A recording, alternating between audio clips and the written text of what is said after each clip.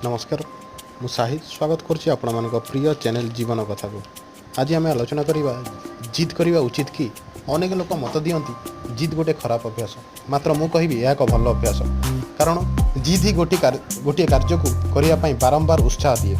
निज स्त्री को लेबर पेन है समय मेडिकल न नहीं जापरि दशरथ माझी 55 किलोमीटर पहाड़ को 22 वर्ष लगाई भांगी देइथिले। मलाला यूसुफजाई पाठ बंद करदेबारु से जिद रे आसी तालिबान विरुद्ध रे स्वर उत्तोलन करथिला एवं एथिपाई 12 वर्ष बयस रे से 3टी गुली मध्य खाइथिला। परिशेष रे से सफल हेइथिला एवं विश्वर सर्वश्रेष्ठ पुरस्कार नोबेल प्राइज फॉर पीस मध्य से पाइथिला। 16 वर्ष बयस रे सचिन तेंदुलकर वसीम अक्रम बॉल रे क्षताक्त हेइथिले। समस्ते बसी जीवा पई उपदेश देइथिले, केवल निज जिद पई से खेलिथिले एवं हारी जाउथिबा मैचटा को मध्य ड्र कराई देइथिले। एणु जीवन रे जेउ माने इतिहास रचना करचंदी से माने जिद्दी प्रकृति रे लोक।